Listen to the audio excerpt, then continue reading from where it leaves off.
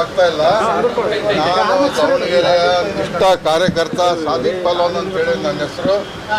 ಎಲ್ಲ ಧರ್ಮದವರು ನನಗೆ ಗುರುತಿಸ್ತಾರೆ. ಅದಕ್ಕೆ ನಾನು ಕಾಂಗ್ರೆಸ್ ಅಭ್ಯರ್ಥಿ ಆಗಿ ನಾನೆಲ್ಲ ನಾಮಪತ್ರವನ್ನು ಸಲ್ಲಿಸಿದ್ದೀನಿ. ಸೋಮವಾರ ಜನಸಂಖ್ಯೆ ಜೊತೆಯಲ್ಲಿ ಬಂದು ಮತ್ತೆ ಅರ್ಜಿಯನ್ನು ಕೊಟ್ಟು ನಾನು ದಾವಣಗೆರೆಯಲ್ಲಿ ಪ್ರಚಾರಕ್ಕೆ ಹೋಗುತ್ತೇನೆ. ಇಲ್ಲ, ಪಾರ್ಟಿಯಿಂದ ಸಲ್ಲಿಸಿದ್ದೀನಿ. ಪಾರ್ಟಿ ಕೊಳ್ಳಿಲ್ಲ ಅಂತ ಹೇಳಿದ್ರೆ ಮುಂದೆ ತೀರ್ಮಾನ ಅಲ್ಲ, ಸೋಮವಾರ ದಿವಸ ತಗೊಂಡು ಮತ್ತೊಂದು ಅವಿಷ್ಟ ಆಗ್ತೀವಿ. 100ಕ್ಕೆ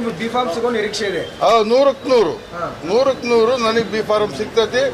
ಇವತ್ತು ಅಲ್ಲಿ ಹೈಕಮಾಂಡ್ನಲ್ಲಿ ಸ್ಟೇಟ್ ಗೌರ್ಮೆಂಟ್ನಲ್ಲಿ ಮಾತುಕತೆ ನಡೀತೈತಿ. ಫೋನ್ ಬಂದಿತ್ತು, ನಾವೆಲ್ಲ ರಂಜಾನ್ ತಿಂಗಳ 1 ಇದೀವಿ, ನಮಾಜಿ ಶುಕ್ರವಾರ ಹೋಗ್ಬೇಕಾಯ್ತು, ಅರ್ಜಿಯನ್ನು ಸಲ್ಲಿಸಬೇಕಾಯ್ತು. ಅದಕ್ಕೋಸ್ಕರ ನಾವಿಲ್ಲಿ ಉಳ್ಕೊಂಡಿದ್ವಿ. ನಮ್ಮ ಅಭಿಮಾನರು, ನಮ್ಮ ಅಣ್ಣ ತಮ್ಮಗಳು ಎಲ್ಲ ಬೆಂಗಳೂರಿನಲ್ಲಿ ಇದ್ದಾರೆ. ಒಂದು ಸೆಟ್ ಕೊಟ್ಟಿದ್ದೇನೆ.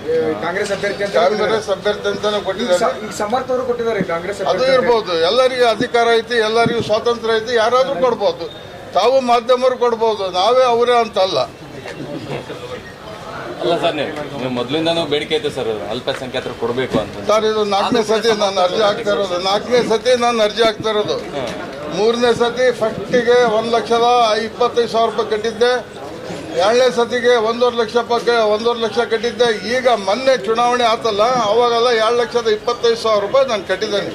ನನ್ನ ಹತ್ರ ಅರ್ಜಿ ಇದೆ, ಫಾರಮ್ ಇದೆ. ನಾನು ಆಗ್ಲಿಂದ ಹೋರಾಟ ಮಾಡ್ಕೊಂಡು ಬಂದಿದ್ದೇನೆ, ಈಗೂ ಮಾಡ್ತಾ ಇದ್ದೇನೆ.